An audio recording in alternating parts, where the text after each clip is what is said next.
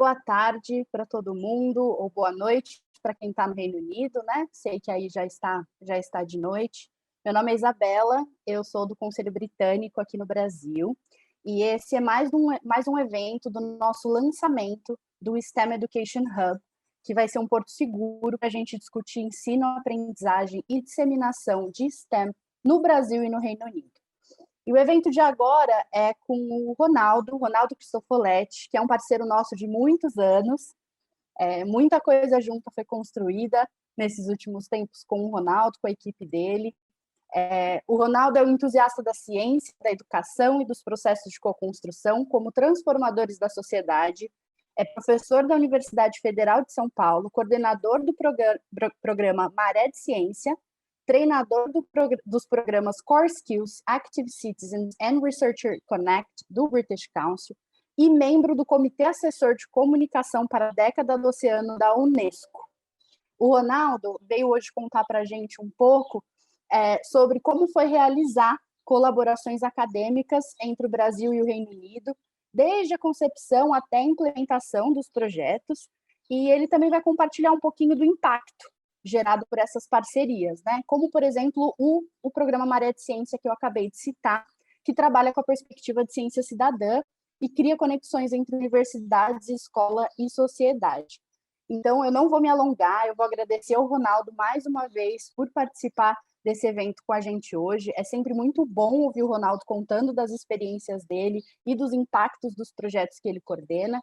Então, eu não vou gastar muito tempo fazendo toda essa introdução, vou passar logo a fala para ele, dizer que a gente está muito, muito orgulhoso de contar com a presença dele hoje e dizer que eu espero que todo mundo aproveite tanto quanto eu sempre aproveito ouvir o Ronaldo contar as histórias das colaborações e dos projetos que ele coordena. Então, Ronaldo, é com você. Bem, Isabela, boa tarde, Isabela, boa tarde, Arthur, que está aí pela parte do King's College, e toda a equipe por trás dessa organização. Eu queria começar agradecendo muito, né? É uma honra enorme poder estar aqui em meio a uma pandemia e falando de questões, quer dizer, deixa eu até corrigir já. É uma honra enorme estar aqui em meio a uma pandemia que nos traz tantos desafios e ainda assim estamos continuando, né? Acho que essa era a lógica da mensagem. Mas falando entre desafios, podendo compartilhar um pouco dessas experiências. Parabenizo aqui, em nome da Isabela e do Arthur, todo o British Council e King's College, porque ver o lançamento do STEM Education Hub é uma alegria que eu não sei descrever. Eu acho que pensar em parcerias Brasil e Reino Unido, ela é algo que faz parte da minha trajetória, que definitivamente mudou minha carreira, né, e que traz oportunidades únicas. Então, assim, poder participar desse momento e contar um pouco dessa trajetória me alegra muito. Então, eu vou compartilhar alguns pontos, eu já queria deixar claro para todo mundo, né? Eu, obviamente, vou contar histórias aqui um pouco, eu vou trazer fatos, mas eu vou contar um pouco de bastidores, porque a gente costuma falar só do que dá certo, e nem sempre a gente fala do que dá errado. E construir uma parceria, construir uma relação, ela passa por muitos momentos, né? Então, foi muito gratificante poder preparar essa apresentação, né? Então, trazer aqui um pouco para vocês desta lógica. Então, Ronaldo Cristofoletti, eu sou aqui da Universidade Federal de São Paulo, estou no campus de Santos, né, da Baixada Santista, no Instituto do Mar, e eu tenho uma história de 13 anos de parceria com o Reino Unido, principalmente, são várias instituições, mas principalmente com a Universidade de Bangor, no norte do país de Gales, e aqui com o professor Stuart Jenkins, né, meu principal colaborador. Então, aqui na lógica do evento de hoje, de mostrar um pouco essa conexão, os aprendizados, os impactos que nós tivemos ao longo disso. E como que eu vou fazer isso? Eu vou basicamente colocar 3 passos aí para vocês, né? Primeiro, eu vou brevemente falar como foi a construção dessa parceria, que nem sempre ela foi tão lógica como eu vou falar agora. É fácil parar. São 13 anos de parceria. Ela iniciou em 2008. Então, assim, hoje o que eu fiz foi parar e olhar como como foram esses 13 anos? Né? Onde foram momentos chaves dessa história? Isso levou, no meio dessa história, a criação do programa Maré de Ciência, né, ali colocado como um projeto, mas que se transformou, era um projeto, se transformou num grande programa no Brasil. E a partir dessa experiência desses 13 anos, eu vou dar um pouco a minha opinião de bocudo que sou sobre qual o papel do STEM Education Hub, né, como eu vejo isso, essa relação Brasil-Reino Unido para a educação, para as questões de STEM, a partir da experiência que eu tenho. Não sei o que é a correta, é a minha experiência. Tá? Então, como que eu posso falar resumidamente um pouco dessa história? Primeiro é entender que ela se inicia com pesquisa, né? Pesquisa e educação universitária. E pesquisa, a chamada pesquisa básica. Eu não gosto do termo pesquisa básica, porque, na verdade, toda pesquisa é aplicada. O que muda é o tempo de aplicação da pesquisa. Algumas demoram um tempo a mais para mostrar um impacto na sociedade, outras têm um impacto mais imediato. Basta ver agora pesquisas sobre vacina, elas têm um impacto imediato. Mas a pesquisa sobre vacina de agora ela só existe porque existiram outras pesquisas antes que naquele momento não tiveram impacto e agora elas são utilizadas aqui. Mas durante 2008 e 2015, os 7 primeiros anos da minha parceria com o Reino Unido, ela nasce de uma parceria da pesquisa na área de ciências do mar.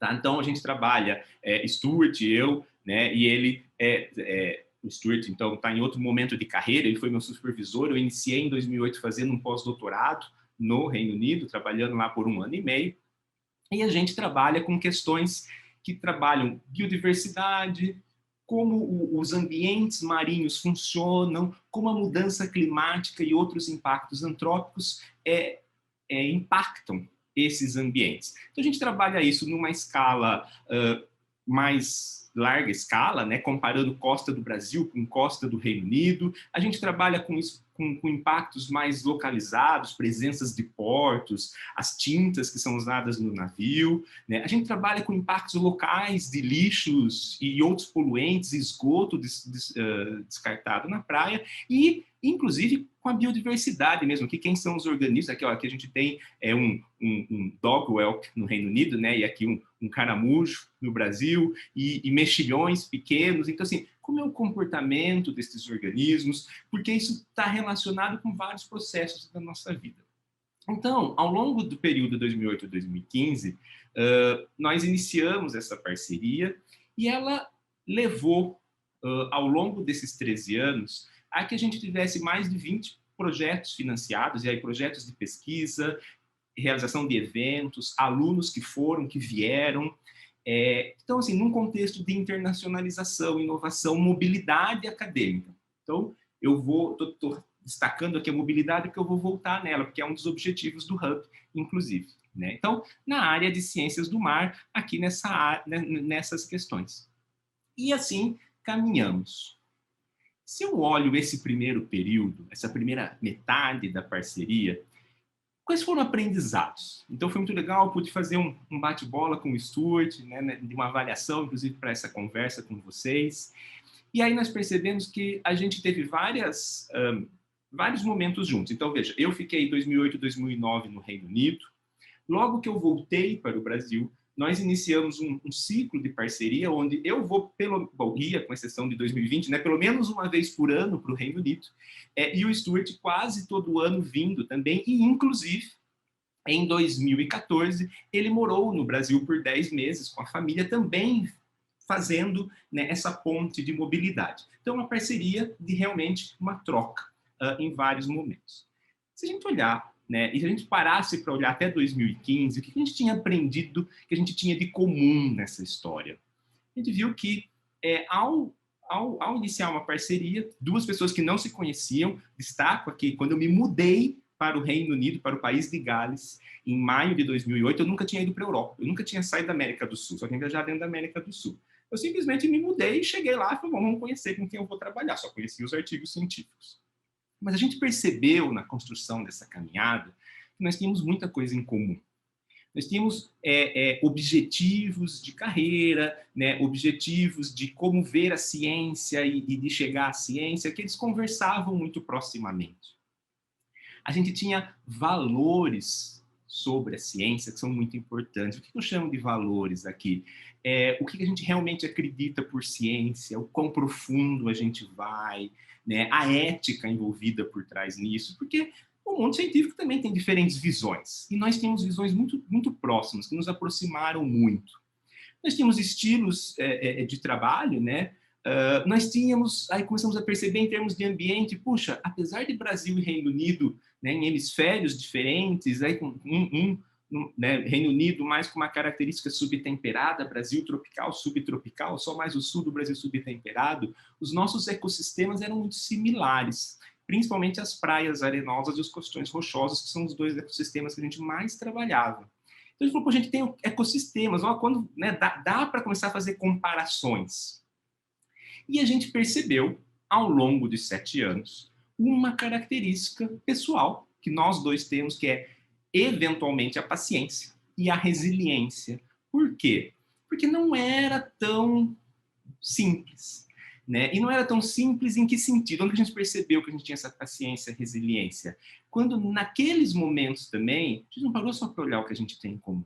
Vamos olhar o que a gente tem de diferente. Né? Vamos, ao longo das idas, toda vez que eu ia para lá, olha aqui, vamos ver o que a gente não tem de diferente. E nós começamos a perceber algumas diferenças, fossemos nossas ou dos nossos países. Nós temos o que eu chamo aqui do momento científico. O que eu estou chamando do momento científico? Ele vem do momento individual. Eu estava mais no início da carreira, o Stuart numa fase mais avançada de carreira, então você tem, muitas vezes, velocidades, experiências diferentes. E a gente tinha que saber lidar um pouco com essa troca, porque ela não era uma troca balanceada. Mas aí, nessa mesma lógica, a gente percebia, o que muitas vezes foi nosso desafio, é fato que existem momentos diferentes da ciência. Na área de ciências do mar, que a gente trabalhava até então, é global isso. Todo mundo sabe isso, mas assim, o Reino Unido, assim como outros países, estão décadas à frente do conhecimento científico do que o Brasil está. Então, algumas perguntas que para mim eram super inovadoras do ecossistema brasileiro, tu falar, mas isso aqui a gente já sabe como funciona há 30 anos. Então, a gente foi aprendendo a lidar, quer dizer, mas não é porque já se sabe no Reino Unido, e a gente não pode assumir necessariamente que ocorre a mesma coisa aqui e não pode deixar de estudar aqui. Então, como trabalhar isso? Né? Como trabalhar essa lógica? A gente discutia muito isso, quer dizer, como lidar com isso, porque era um perigo para os dois lados. Se a gente não achasse um meio termo, para ele, que estava num país onde o conhecimento científico, não é a ciência, o conhecimento científico está mais avançado, ele podia estar amarrando uma âncora, né? Que eu vou estar colaborando com pesquisas que não vão trazer uma grande discussão global, elas vão ter um impacto só local. Por outro lado, eu tinha que tomar um cuidado, porque eu não podia pular etapas. Para avançar o conhecimento das ciências do mar brasileiro, algumas etapas tinham que ser cumpridas, e eu tinha o objetivo de como é que eu conseguiria cumprir isso, mantendo num cenário que também fosse atraente, por exemplo, os colegas que estão em países mais avançados. Então, esses são os momentos científicos que nos levavam a questionar, né, e conversar. E outras questões que foram importantes, elas foram ressaltando, principalmente quando você, mais do que uma troca e uma viagem, você vive no lugar. Eu lá e ele que viveu 10 meses aqui depois. Nós temos culturas diferentes. Né? E aqui a gente poderia começar uma sessão de piadinhas, mas é assim, né? Nossa cultura é totalmente diferente. A gente, brasileiro, chega, abraça, beija, grita, fala alto. O britânico é mais reservado. Né? A gente adora no Brasil comer um almoço enorme, pesado, depois ficar meia hora esperando para começar a trabalhar. No Reino Unido eles comem um lanchinho e voltam a trabalhar, e depois da noite tem que trabalhar. Então a gente pensa assim, tinham tantas questões culturais que quando você começava a desenvolver uma parceria de longo prazo, você tem que começar a entender. Porque, né? E o entender traz coisas super positivas, porque eu cresci muito quando pessoa aprendendo questões de lá, assim como eu sei que o Stuart cresceu muito das experiências dele do Brasil. A gente tinha as questões de rotina, né? A rotina de trabalho no Brasil e no Reino Unido não necessariamente são iguais. No Reino Unido, eles são muito mais precisos com o horário de início e final de trabalho, são muito concentrados durante o trabalho, enquanto no Brasil, usualmente, a gente tem um jeitinho mais brasileiro, mais alegre, mais descontraído, interrompe horários de trabalho. E, inclusive, eu marquei um ponto aí que, para mim, ele é sempre importante, o sazonal. No Brasil, a essa época do ano, em janeiro, A gente está nas férias de verão. Então, poucas coisas realmente caminham aqui na ciência, nos processos e assim vai.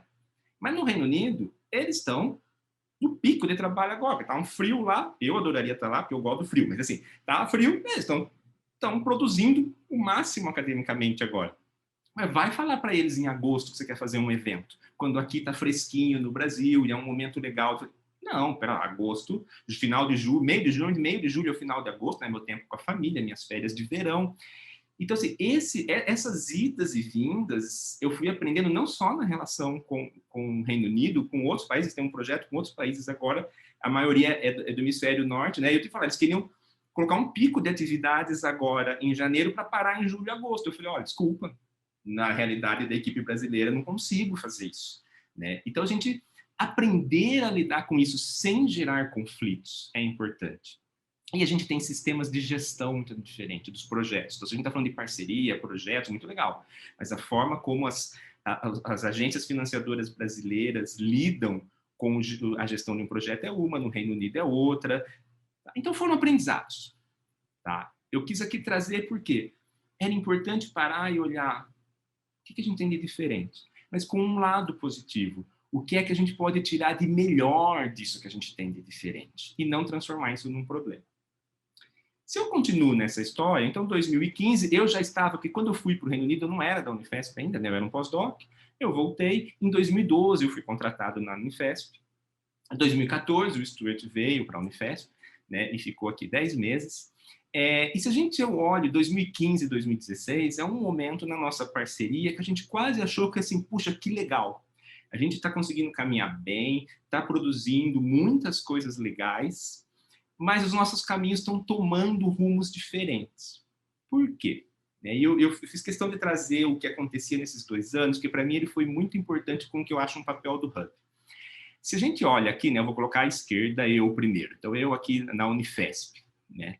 Em 2015 e 2016, eu, Ronaldo, que trabalhava e continuo trabalhando com mudanças climáticas, biodiversidade, com a parte marinha, eu tinha iniciado uma nova vertente da minha carreira, que era trabalhar a comunicação científica. Por quê? Eu fui contratado na Universidade Federal de São Paulo para ser um professor de metodologia científica, então eu comecei a investir nessa carreira e, em uma parceria com o British Council, em 2014, eles trouxeram para o Brasil o programa Researcher Connect, que é um programa para a comunicação científica, para desenvolver a comunicação científica de pesquisadores.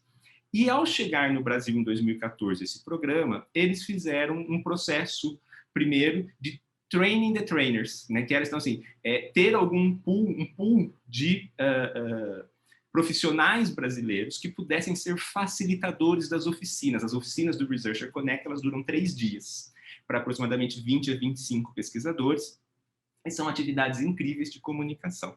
E, ao longo desse processo, eu fui então, dos 5, 6 brasileiros que fomos selecionados como treinadores. Então, em 2015, 2016, 2017, tá aqui, né, exemplos de... foram mais de 100 workshops do Researcher Connect que ocorreram no Brasil, de norte ao sul. Eu participei de mais de 30 deles, tive a felicidade de ir do Amapá ao Rio Grande do Sul, podendo facilitar workshops. Mas mais do que facilitar esses workshops com pesquisadores das diferentes áreas de conhecimento, eu aprendi com esses workshops.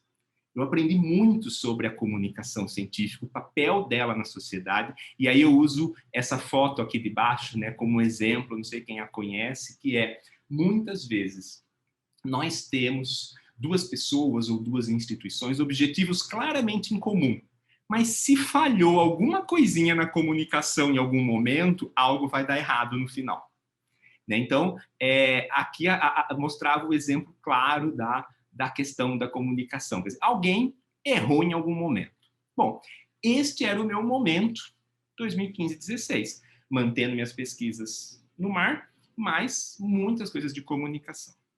Enquanto isso, o Stuart estava envolvido num grande projeto britânico de ciência cidadã, que era para monitoramento de toda a costa do Reino Unido pela ciência cidadã. O que é a ciência cidadã? A ciência cidadã é uma área do conhecimento, né, que tem tomado uma dimensão muito grande na última década, que é como que você engaja cidadãos não acadêmicos, estão fora da academia, no processo científico. qual que é a lógica da ciência cidadã? Os pesquisadores ganham porque você passa a ter muita gente te ajudando, coletando dados. Porque o mais difícil é coletar dados, né? Ele é custoso, então você não consegue ter várias coletas de dados ao mesmo tempo nos lugares. Então você passa a ter mais pessoas coletando dados ao mesmo tempo, que nunca uma equipe de pesquisadores conseguiria fazer. Claro, eles coletando dados depois de um treinamento, né? Tem toda uma ciência por trás que garante que aqueles dados têm validade. Por outro lado, os cidadãos, eles ganham por conhecer o processo científico. Eles conhecem melhor o processo científico, eles conhecem como a ciência é feita. Então, isso traz um maior valor ao processo científico. Pausa aqui. Dado que a gente está vivendo com essa pandemia e com essa situação não só pandêmica, mas no mundo todo nos últimos anos, né, onde eu nunca me imaginei que em 2020 eu poderia encontrar alguém que acha que existe uma cachoeira de oceano em algum lugar, ou que as pessoas duvidassem da vacina no meio de uma pandemia, mais do que nunca mostra que realmente a ciência cidadã tem um espaço essencial na sociedade, porque a gente precisa que as pessoas voltem a entender, reconhecer e acreditar no processo científico. Mas eles não vão conseguir reconhecer enquanto eles não conhecerem como funciona o processo. Então, a ciência cidadã trazia isso. Então, esses eram os momentos que nós vivíamos. E nesse momento que a gente achou que, de repente, puxa, estamos tomando rumos diferentes. Chegamos a conversar sobre isso, né? E eu tinha um incômodo meu interno, porque como eu já estava na Unifesp há 3, 4 anos, e minhas aulas, cursos, ações na área de comunicação, mas uma pesquisa na área de mudanças climáticas, eu ficava assim, será que eu não consigo juntar as duas coisas? Eu ficava refletindo sobre isso. Até, né, que sim, 2017 veio uma oportunidade. Em 2017, eu vou começar o slide de baixo para cima, a gente tem uma oportunidade que é lançado um edital entre a FAPESP e o British Council, que ele tinha 3 objetivos. Era um edital de parceria Brasil-Reino Unido, que deveria obrigatoriamente trabalhar com biodiversidade e inovação social e políticas públicas.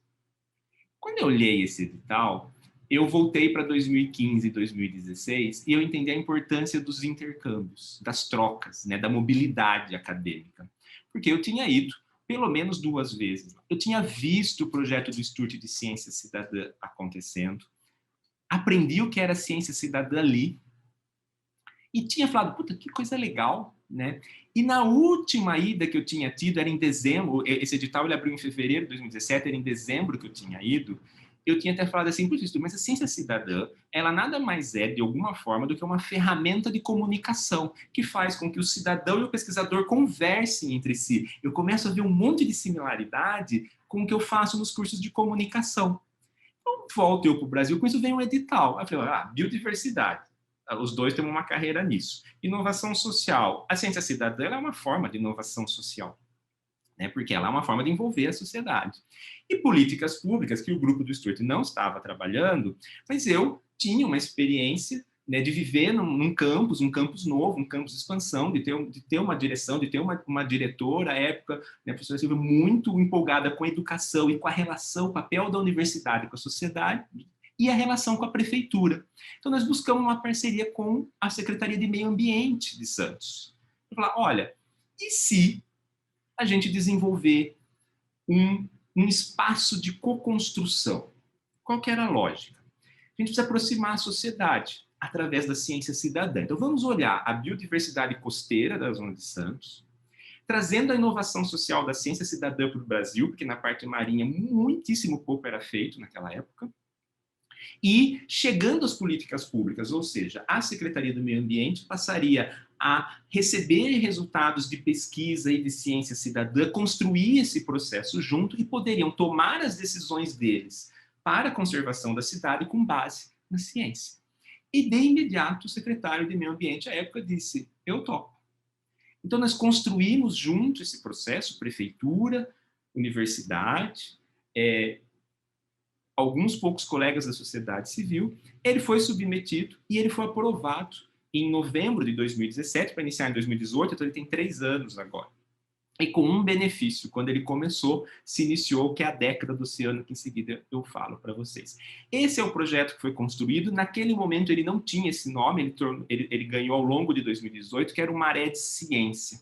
Né? Então aqui, numa parceria com o Bangor, Prefeitura de Santos, o Instituto Arte Nudic, que é uma comunidade local aqui de Santos, e ao longo do tempo, né, vários parceiros. O British Council, que é um grande parceiro de várias ações, inclusive de comunicação, e ele foi engajando vários setores. Por que Maré de Ciência? Maré de Ciência, porque ele trazia uma lógica, que a maré é aquele movimento da água do mar. Né? Então, que a gente tem momentos, bom, você tem um momento de ondas, você tem um momento do dia que a maré está alta, então ela está mais próxima das ruas, no caso, né, onde a gente tem cidade urbana, e você tem um momento do dia que ela está mais baixa. Isso é um movimento gravitacional, tem a ver com física, com uma série de coisas. Mas esse movimento a gente não tem controle sobre ele. Ele existe, ele tem ciclos, na lua cheia e na lua nova ele é mais intenso, a amplitude da maré é mais alta, nas luas de quadratura, quarto minguante, ele é mais fraco, mas ele está sempre ali. Qual era a nossa lógica? Assim é a ciência na nossa vida, ela está sempre ali. Em alguns momentos ela está mais presente, ela é mais intensa, em alguns momentos menos, mas ela está ali. Então a gente queria trazer para a sociedade esse movimento da ciência. E aí foi criado o Maré de Ciência. Ele vinha com uma meta. Então agora eu falei um pouco da história para chegar ao como aqueles 7 primeiros anos de encontros e desencontros entre Brasil e Reino Unido levaram a esta criação. Tá? Primeiro, o Maré de Ciência ele era associado à Agenda 2030 e aos 17 Objetivos de Desenvolvimento Sustentável, que está como meta, eu queria corrigir para objetivos, perdão. Né? Por quê? A lógica é como que você olha os 17 objetivos juntos e pensa a ciência para chegar neles. Ok, eu admito uma sorte. Né? Eu falo que não vai acontecer outra vez na vida. Torno a dizer, a gente construiu essa história toda, submeteu esse projeto em junho de 2017. Em novembro de 2017, o projeto foi aprovado, lembro da minha felicidade até hoje. No dia seguinte, estava na Globo, local, dando entrevista ao vivo, porque Santos tinha um projeto com o Reino Unido, e aprovado, e biodiversidade. Em dezembro, um mês depois, eu abro uma outra reportagem que a ONU declarou uma década do oceano para trabalhar a Agenda 2030. E eu lembro do meu pensamento até hoje. Eu falei, mas que desgraça é essa? Porque eu não estou entendendo o que isso significa. E eu comecei a procurar um pouco isso. Ao longo dos primeiros meses do Maré de Ciência, que então ainda nem era um Maré de Ciência, era um projeto de políticas públicas, aquilo começou a caminhar e eu comecei a tentar entender o que significava essa década do oceano. E aqui já trazendo para quem não conhece, a década do oceano que se iniciou agora, dia 1º de janeiro de 2021, então ela foi lançada em dezembro de 2017, de 2018 a 2020 foram 3 anos de preparação, e agora ela foi lançada. Ela é uma década onde a ONU convida todos os setores da sociedade a olhar as ciências do mar como uma forma de atingir os 17 Objetivos do Desenvolvimento Sustentável. Por quê? Porque a maior parte da população mundial, ela vive na zona costeira, ela vive próxima ao mar. Então, os 17 objetivos, de alguma forma, eles se relacionam com o oceano. Então, a gente tem muito a poder trabalhar com isso. E quando... Porque aqui vocês vão contar um pouquinho das experiências do Maré, vocês vão ver em algum momento que o Maré dá o que eu chamo uma explosão. Né?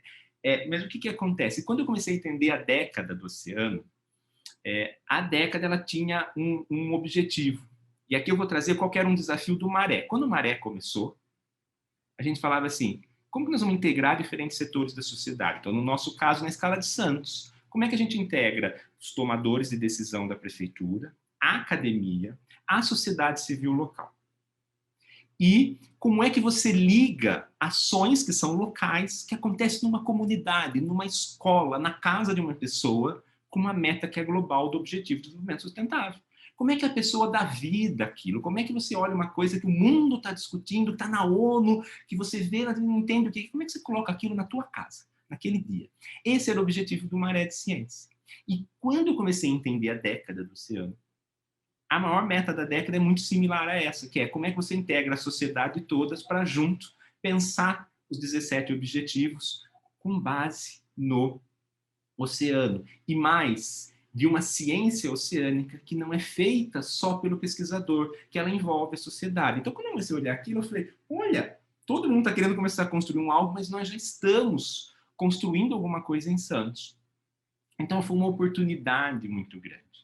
Um ponto incrível, está escrito errado ali, partnership, desculpa, falta um N ali, mas um ponto importante é que tinham valores. Esse é um projeto que tem valores. E esses valores, eles foram construídos, alguns deles, com experiências com o British Council, com uma experiência com o programa Active Citizens, que é um programa do British Council de cidadania, de promoção da cidadania, de valorização das lideranças locais, e com o Core Skills, que era um programa que trazia as habilidades, né, do século XXI, como incluir as soft skills, né, essas habilidades nas estruturas curriculares. Eu tinha feito parte, eu sou treinador do Core Skills, né, como a Isa falou de início, antes de ter submetido o projeto, então o projeto do Maré de Ciência ele já vinha um pouco com essa lógica, e quando o projeto foi submetido, numa conversa com a equipe do British Council, eu falando algumas coisas do projeto,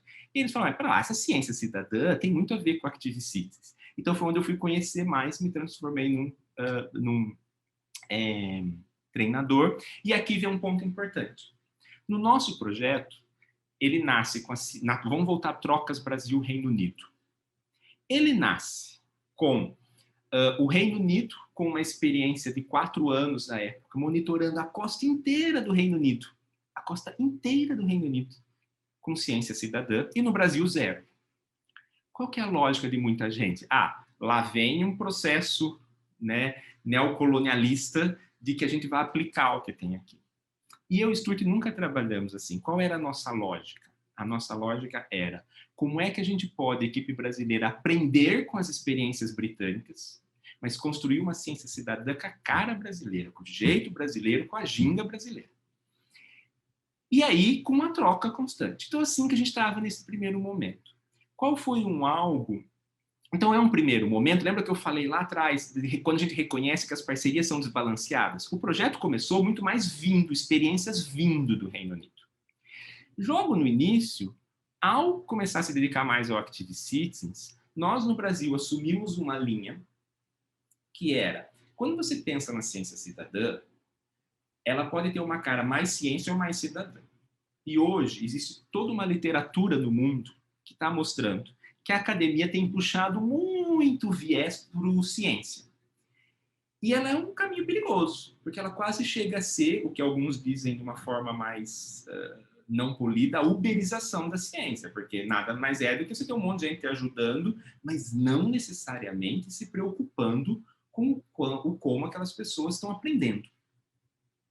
E desde o início, ao participar do programa Active Citizens, ao me transformar um treinador, que logo em seguida a Paula, uma pós-doutoranda, e a Bárbara, a co-coordenadora do projeto, a vice-coordenadora do projeto, também foram treinadas, a gente percebeu que existia um espaço enorme na ciência cidadã para que a ciência simplesmente se transformasse no mecanismo de promover cidadania, no mecanismo que facilitava desenvolver as habilidades, a cidadania, o amor ao meio ambiente, o amor à sociedade, com valores claros para o outro.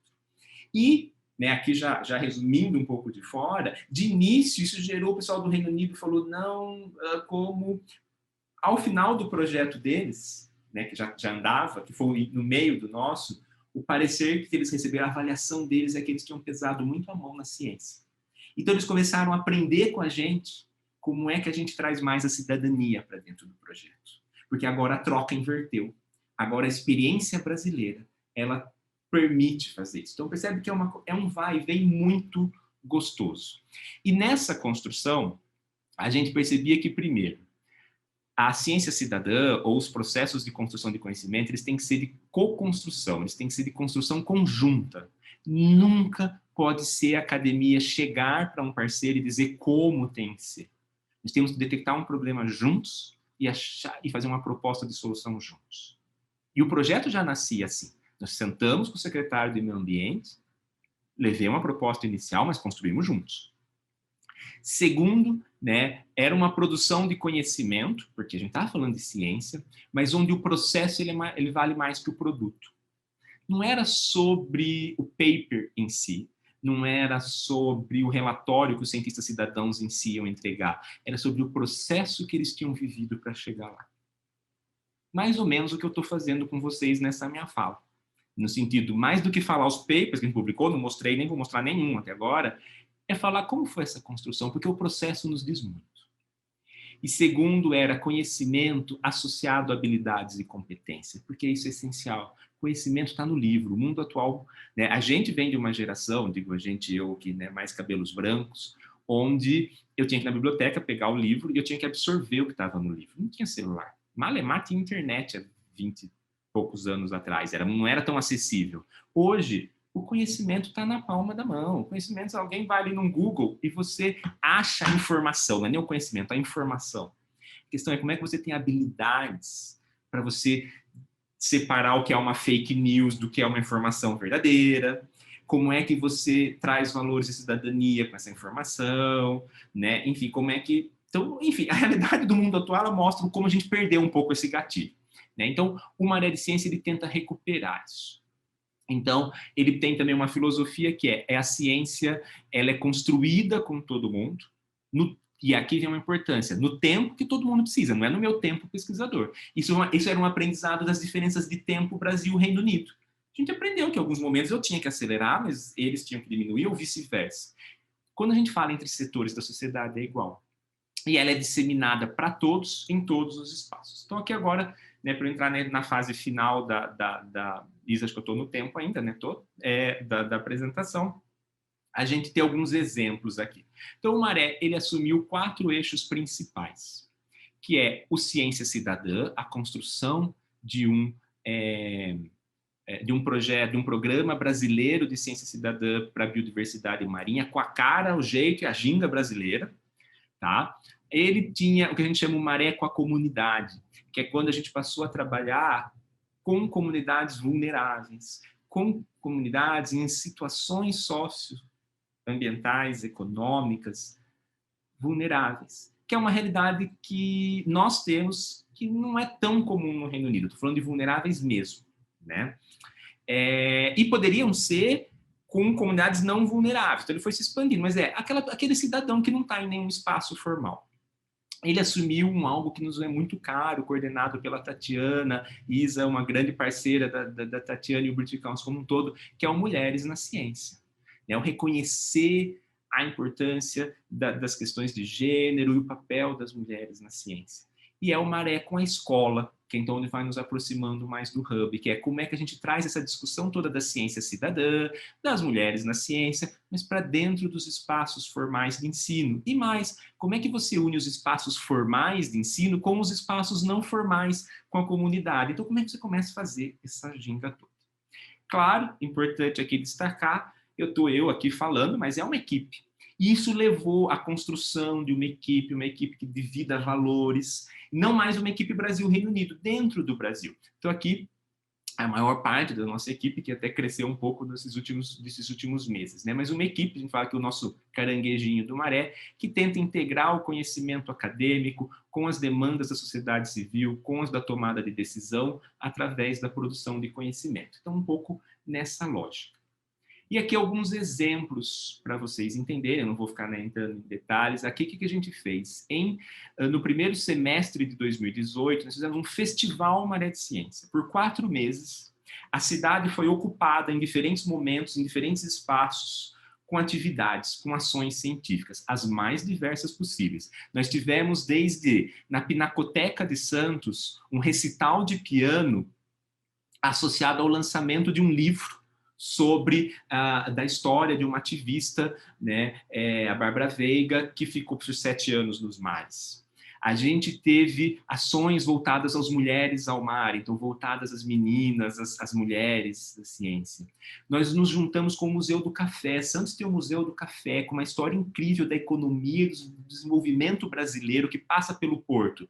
Mas como é que esse patrimônio cultural se junta com o patrimônio ambiental na Baixada Santista? Foi uma ação linda, com discussões no Museu do Café e com tours guiados ao Museu do Café, que então só falam do patrimônio cultural, mas que poderiam também trazer o patrimônio ambiental. Então, alunos do nosso curso de Ciências do Mar se juntavam. E recebendo a sociedade. Né? Tivemos aqui discussões realizadas de forma aberta, construídas junto com a prefeitura, que tratavam temas conflitantes, do pescado à poluição marinha. Né?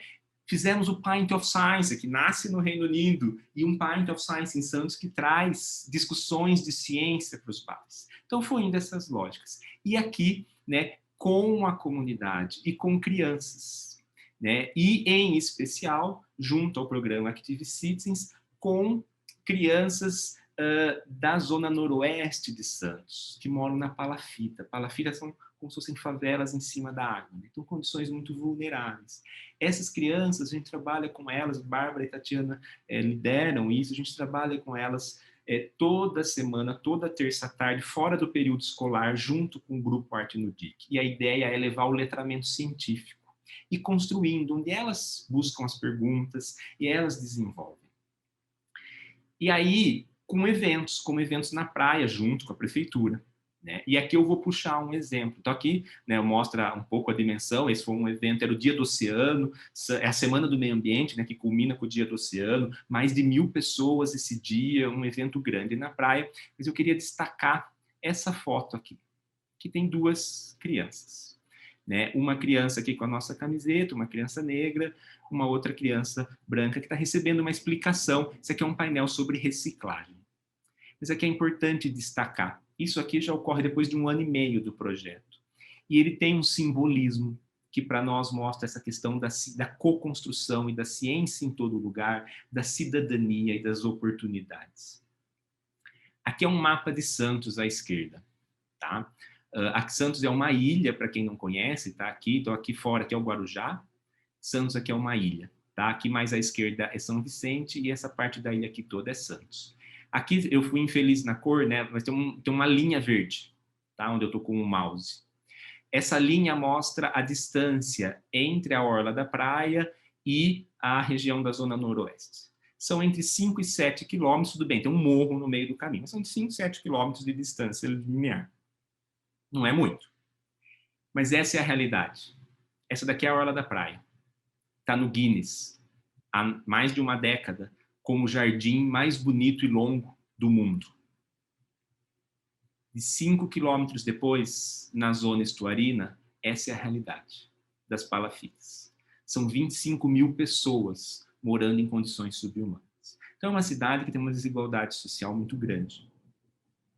Quando a gente volta nessa foto, esta menina, que está explicando ciência e reciclagem, ela vive nessa realidade.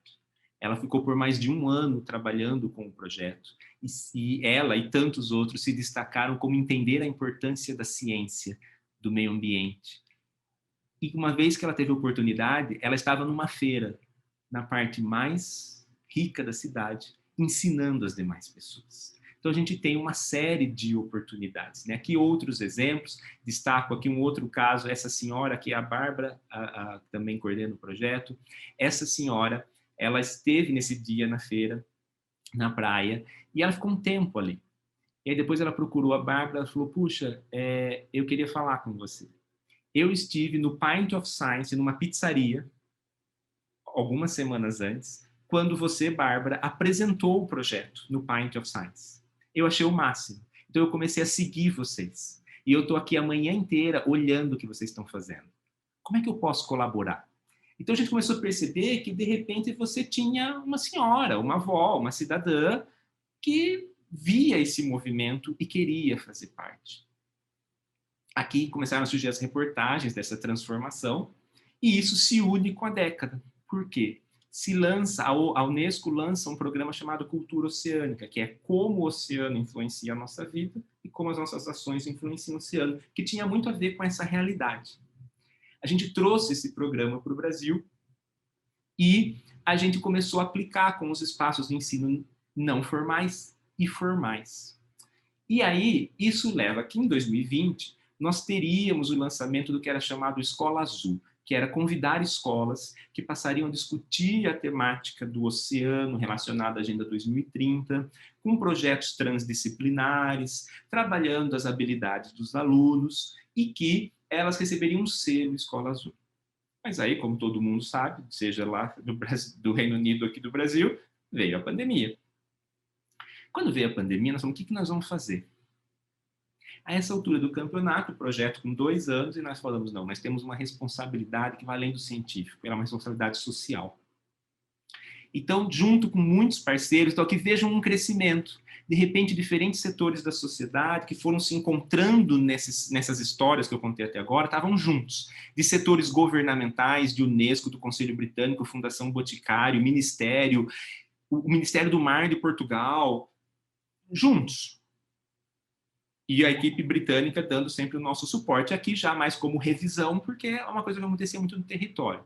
Mas nós vamos lançar o primeiro desafio Oceano na Educação. A gente fez o seguinte, no meio de uma pandemia, todo mundo com ensino online, emergencial, ninguém sabia como fazer. Se nós não podíamos estar com as escolas, nós fizemos um convite, que alguns nos disseram a priori, vocês são loucos. Como vocês vão fazer isso no meio de uma pandemia? Os professores, as últimas coisas que eles querem é mais uma coisa para fazer. Nós falamos, nós vamos tentar. Nós lançamos esse desafio que era, como você, professor, escola, em meio a uma pandemia, pode tratar do assunto oceano? A única coisa que a gente peça, que os alunos sejam protagonistas dessa história. E 2, tente envolver mais de uma disciplina. E a gente foi ver o que aconteceu. Foram 4 meses, de julho ao final de outubro. Em novembro, nós fizemos o primeiro fórum dos jovens embaixadores. Qual era a ideia? Nós queríamos ouvir estas histórias, conhecer o que foi feito entre julho e outubro. Nós fizemos um momento de formação para os professores, lives, oficinas, diferentes experiências que permitiam que eles pudessem ter um suporte. Lançamos um repositório de material. E em novembro, nós queríamos ouvir as histórias pela voz das crianças. Aqui, alguns dos exemplos. Então, foram sessões de 1 ou 2 horas, onde cada escola selecionou 3 ou 4 jovens embaixadores. Eles contavam a sua realidade. Aqui eu estou vendo a Vivi. A Vivi estava aqui hoje mais cedo, não sei se está aí agora, é uma professora que participa muito, estava lá com a escola dela. Cada aluno, cada escola vinha com seus 3 ou 4 embaixadores, contavam a experiência deles e tinham alguns debatedores da Unesco, do Ministério do Mar de Portugal, do British Council. Isabela nos deu a alegria de estar participando, Luiz também participou como debatedor, ONGs, tínhamos sempre 3 ou 4 pessoas debatendo. O resumo disso foi que em 4 meses, em meio a uma pandemia, de uma ação que nunca tinha ocorrido, nós tivemos mais de 70 espaços de ensino, 60 escolas e 11 espaços não formais de ensino, de 11 estados brasileiros, aqui a distribuição dos pontos, do norte ao sul do país, inclusive Fernando de Noronha, que é uma ilha.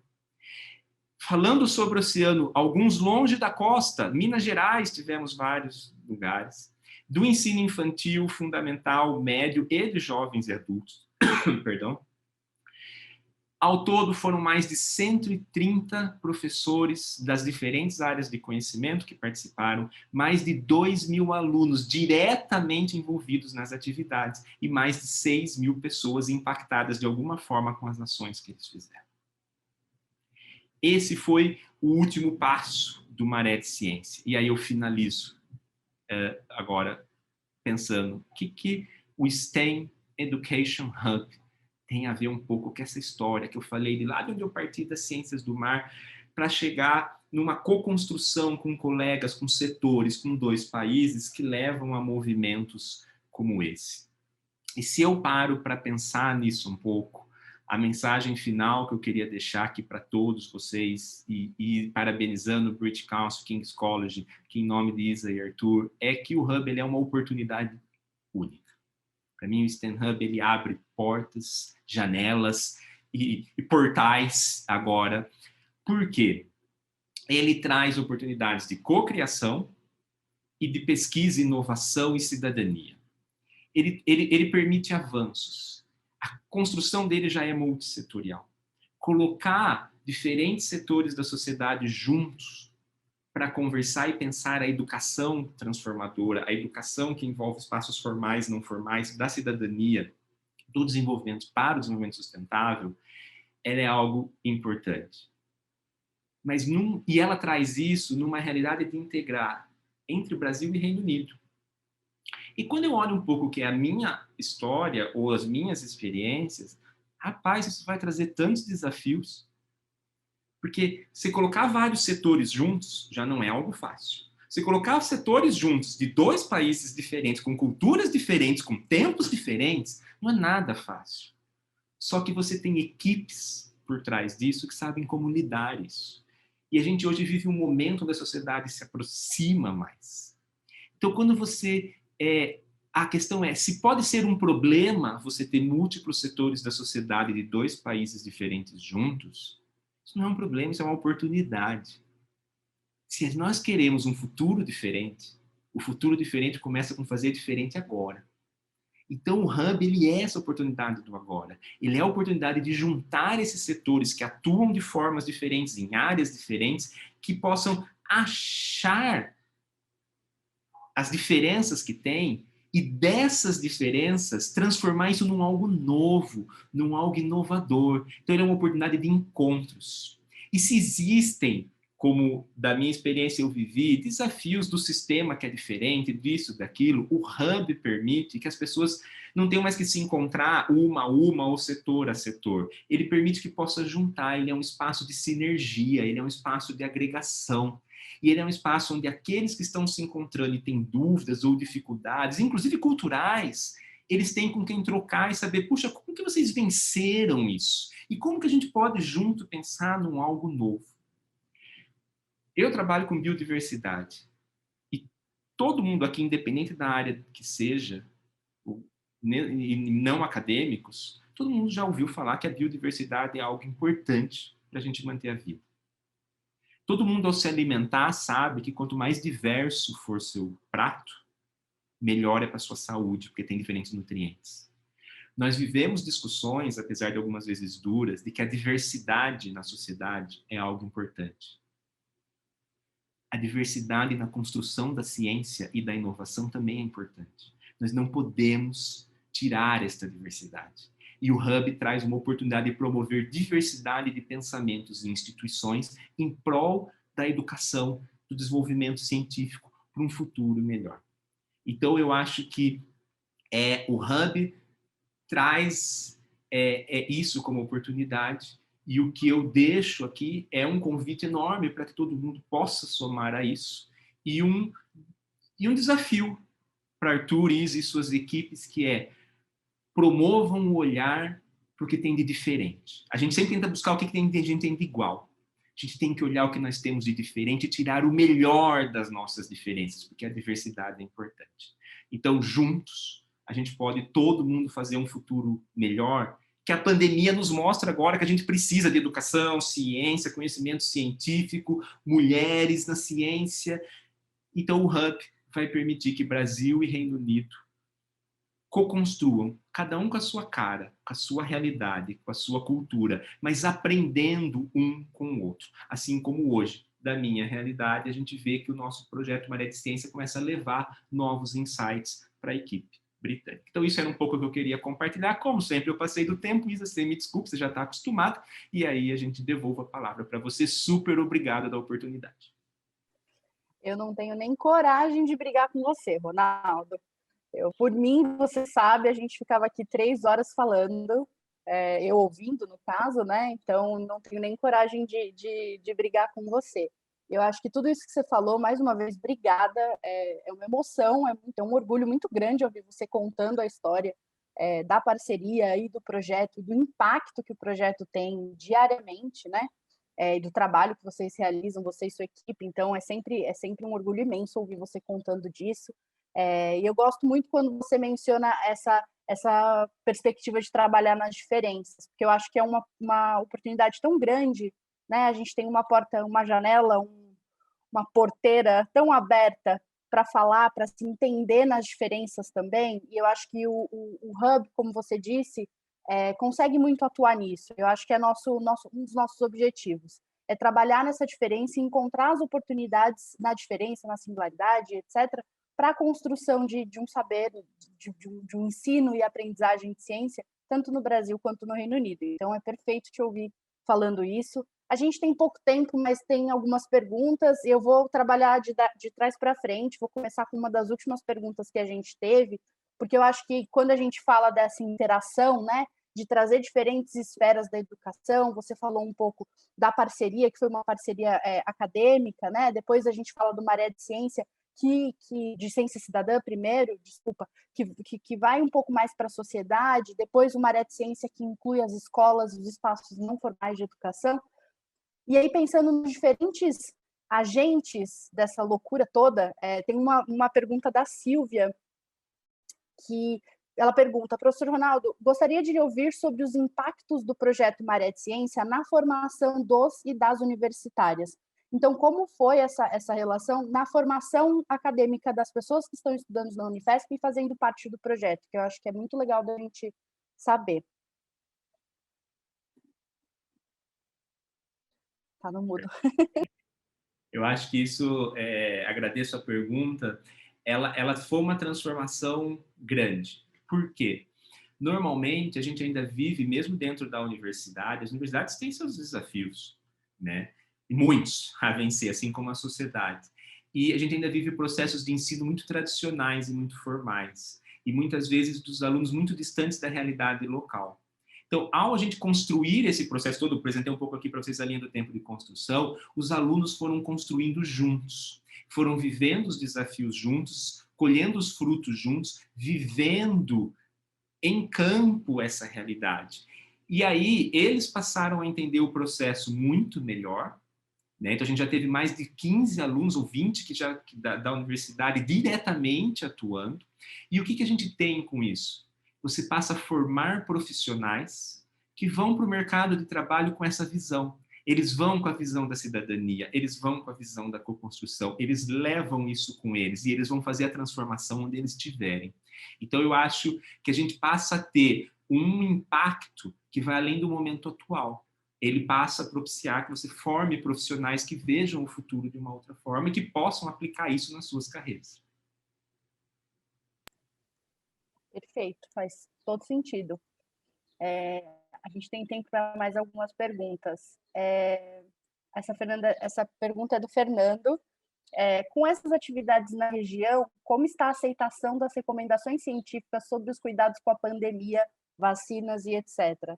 Eu escolhi essa pergunta porque eu acho que ela fala um pouquinho dessa relação de ciência e sociedade, né? O que acontece quando a gente tem uma transformação sobre o que as pessoas e o que a sociedade pensa como ciência, enfim, né, no local e etc. Então, eu queria ouvir um pouquinho de você. Eu vou tentar quebrar a resposta para o Fernando aqui em dois momentos, né? Um, se a gente olha no momento amplo, que é o momento que perspassa o alcance que o Maré de Ciência tem. Acho que aí fica claro para todo mundo como é que a gente precisa trabalhar isso mais, porque essa aceitação não é tão simples, né? Principalmente quando você tem uma corrente toda negativa vindo de encontro. Mas se a gente olha para aqueles espaços onde a gente tem conversa, a gente vê que a aceitação passou a crescer. A experiência que nós tivemos com aquelas 70 grupos que trabalharam do desafio durante a pandemia, ela foi incrível, incrível. Não chegamos 100% na questão da vacina, naquele momento a gente não estava ali. Da vacina, eu posso falar com os grupos, a comunidade da Zona Noroeste, que a gente continuou trabalhando por cartas, por entrega em papel, porque são crianças que não têm internet, e permitiu levar essa discussão ainda assim. Então, a gente espera que isso tenha um impacto. Fernando, não vou saber dizer agora. Mas quando eu penso o impacto que eu vi ao longo daquele desafio, nós tivemos escolas distantes do mar trabalhando com questões, com temáticas. Pô, a Isa participou de uma reunião dessa, né? Sobre recifes de corais e mudanças climáticas com mulheres na ciência, de uma escola a 500 quilômetros do mar. E aquelas crianças descrevem como isso mudou a vida delas. Nós tivemos escolas no interior do estado de São Paulo, 300 quilômetros do mar, da zona rural, trabalhando com o oceano. Crianças que provavelmente nunca viram e talvez, como os professores disseram, nunca poderão ver o mar, porque é uma outra realidade, mas que amaram conhecer mais sobre isso.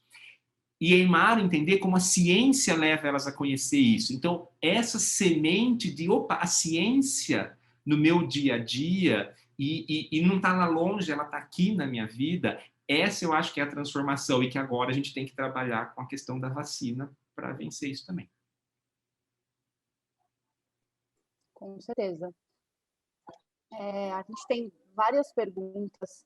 Eu estou tentando escolher uma para a gente responder, porque o nosso tempo já está acabando, mas eu queria, né, terminar com uma pergunta. Tem uma pergunta que eu acho que essa é importante, porque a gente também estava falando dessa construção colaborativa, né? E aí o desafio Oceano na Educação foi um exemplo muito, muito bom disso, você acabou de mencionar também. Mas a pessoa pergunta quais foram as ações realizadas junto às escolas, especificamente, né? E a gente tem material para consultar isso? Tem material impresso sobre essa jornada e etc.? Do desafio, né? Então, quais foram as ações primeiro? Ao longo dos 4 meses, de novo, a gente usou nossos valores. Nós fomos co-construindo com os professores. Nós lançamos para eles que é assim, ó, venham fazer parte. A gente começa dizendo que, nós vamos, nossa primeira ação que depende só de nós, nós vamos fornecer um repositório de materiais sobre ciências do mar e objetivos do desenvolvimento sustentável. Qual foi a nossa lógica? Se a fake news é um grande problema hoje, se professores, alunos e, no momento da pandemia, pais em casa tinham dificuldade em buscar conteúdos que fossem confiáveis sobre determinado assunto, nós fizemos isso e nossos alunos fizeram isso. Então, nós triamos materiais e demos, aspas, o selo Maré de Ciência. Olha, o material que está aqui nesse repositório, você aluno, você professor, você pai, pode usar, porque ele não é uma fake news. E isso tirou uma carga das costas dos professores nesse momento, estava todo mundo, né, iniciando ali, dos pais nos diziam isso. Bom, vocês nos ajudaram, porque eu tinha que ficar procurando material para o meu filho. Aí nós começamos a construir com os professores. Nós fizemos lives, onde a informação só vai e vem perguntas, mas como está agora. E nós fomos descobrindo com eles que oficinas de 1, 2 horas, encontros, que a gente colocasse professores que jamais iriam se conhecer junto, um da Bahia, outro no interior de São Paulo, no Rio Grande do Sul, e eles co-criassem um algo ali na hora, ou simplesmente trocassem as suas experiências, para eles era muito valioso. Aí começamos a fazer trocas entre escolas. Então, tem 2 escolas aqui trabalhando com o mesmo tema, e inclusive escolas de Portugal, que a gente tem uma relação boa com Portugal. Vocês querem conversar? Vamos. Então, nós fomos construindo esses momentos entre oficinas, lives, reuniões de encontro, até chegar no desafio. Material. Os materiais viram agora nesse primeiro semestre. Sairá um livro que vai contar essas histórias pela voz dos professores. Cada escola poderá contar como foi a sua construção. E no nosso site, www.maredeciencia.com.br, e no canal do YouTube Maré de Ciência, você encontra sessões. Todas as sessões onde as 20 e poucas escolas, não foram as 70 que puderam participar do fórum, as 20, já não vou lembrar quantas foram, que participaram do fórum, está lá no YouTube. São sessões de 1, 2 horas, onde vocês vão ouvir da voz das crianças como foi o que eles aprenderam. E vou dizer, é impossível não se emocionar. É impossível, vocês vão várias vezes encontrar alguém da equipe que está mediando e começa a se emocionar no meio, porque é forte demais você ver o potencial que essa nova geração traz pela educação e ciência. Não é mentira, não. A emoção Isa, rolava solta. Diga, Arthur. eu posso fazer uma pergunta? Claro. Furando a fila, né? Porque eu queria comentar aqui, tem vários comentários aqui, Ronaldo, da sua apresentação. Você falou das pessoas se emocionarem, mas tiveram vários comentários aqui das pessoas dizendo: poxa, eu estou emocionada com todo esse trabalho. É fascinante. Você realmente é um motor capaz de produzir muita coisa. E eu estou realmente também impressionado com o que você tem feito, o impacto social da sua pesquisa internacional, que tem impactos no Brasil, né? Eu queria voltar um pouquinho na sua apresentação e tocar num ponto que me interessa bastante, que é sobre essa co-construção do conhecimento de você com um pesquisador do Reino Unido, de como é que, às vezes, nós parecemos ter um desequilíbrio nas práticas de pesquisa ou no conhecimento já estabelecido nos dois países, mas que isso consegue ser revertido de forma a você passar a ter uma colaboração mais equilibrada entre as partes, onde, com um pouco de tempo e vontade de trabalho de ambos os lados, vocês conseguem produzir conhecimento de forma, como eu disse, equilibrada, né? Eh, Você podia falar um pouco mais para a gente sobre isso? Sobre, por exemplo, teria alguma informação sobre o impacto desses resultados aqui no UK também? Tem, Arthur, eu acho que eu vou te trazer de duas formas, vou de trás para frente nessa história. Tá? Acho que a gente tem impactos diretos, que é por exemplo, os de mobilidade, né, de alunos que vieram. E se a gente pega dessa experiência, vou começar da experiência Maré de Ciência. Ontem até foi legal, trocando e-mails com o Stuart, né, até falando, olha, amanhã tem apresentação, puxa, o que você gostaria que eu também colocasse? Porque a construção era de tudo, né? E ele falou, poxa, como para mim é legal ver esse processo todo e sentir que agora eu recebo muito mais. Por quê?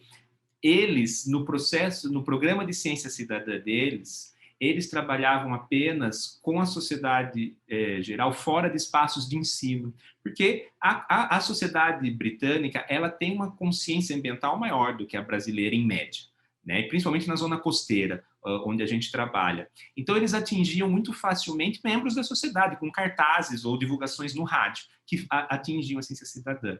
A lógica, e agora eu vou, nós estamos aprendendo com vocês como nos aproximarmos dos processos educacionais. Tem outras experiências no Reino Unido, vocês são exemplos, mas do ponto de vista marinho, como se aproximar e do como chegar na política pública. Tem uma parte da história que eu não contei aqui, que no meio desse processo todo, lembra que a gente tinha que construir com Santos políticas públicas locais. Mas veio uma pandemia, esse era o último ano do projeto, veio uma pandemia e ano eleitoral de município. E no caso, a gente tinha, inclusive, então secretário de Meio Ambiente, que era o parceiro formal, se afastando porque ele foi candidato a vereador.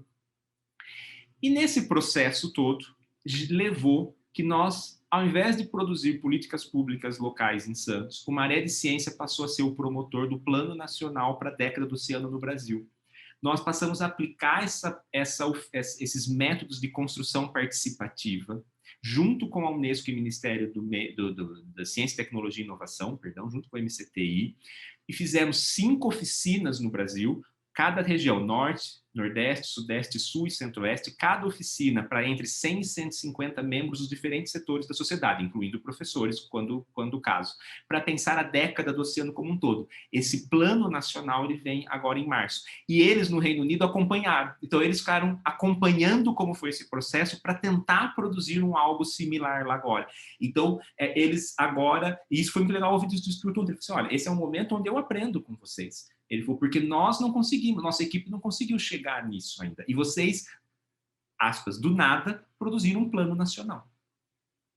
Né? E aí, por fim, mas antes que eu esqueça, porque isso é o produto, mas tem uma questão de processo, isso eu posso dizer, que a mim ele sempre me emociona, né? Eu não sei quem conhece Bangor. Bangor é o norte do país de Gales, né, gente? É um lugar maravilhoso. Quem não conhece, na beira da Snowdonia, vão visitar.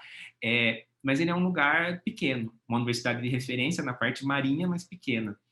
Em 2008, quando eu me mudei para lá, eu fui o primeiro brasileiro a morar lá. E ao longo desses 13 anos, foram, bom, pelo menos 5 alunos meus que foram, várias equipes de lá vieram. E hoje existe uma relação cultural.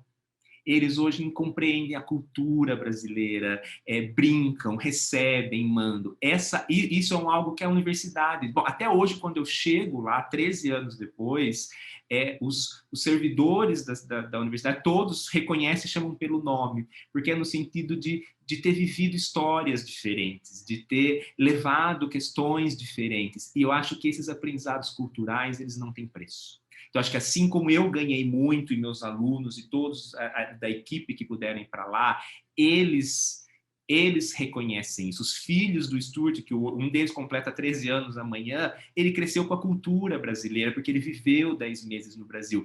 Essas são questões que quebram barreiras de sociedade, que formam pessoas melhores. E eu acho que isso a gente não tem como medir, não tem fator de impacto que meça isso, a não ser aquilo que a gente conhece do dia a dia. Então eu me orgulho de ver como essa cultura Brasil-Reino Unido ela cresceu um pouco dessa relação para essas regiões, assim como aqui para quem vive a realidade que eu vivo.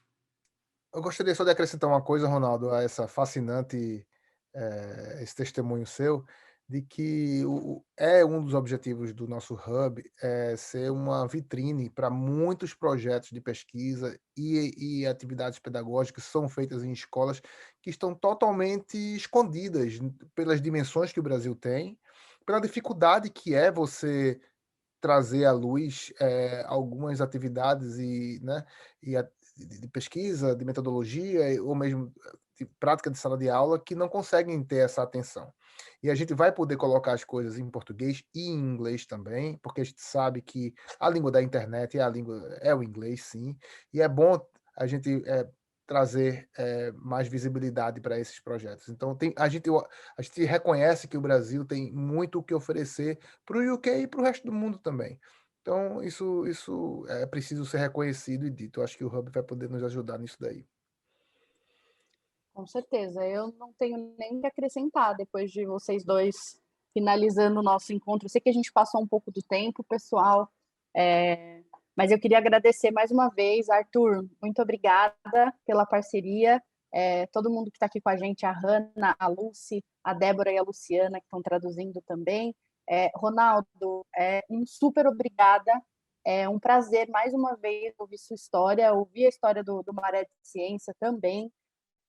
Então, eu não tenho palavras para agradecer por você, por compartilhar, né, toda essa história, essa metodologia, esse impacto e esses caminhos, essas luzes que a gente tem para as ações futuras. E aí eu espero que o Arthur vai concordar comigo, acho que o Hub vai poder compartilhar e contribuir muito nessas perspectivas e nessas ações e etc.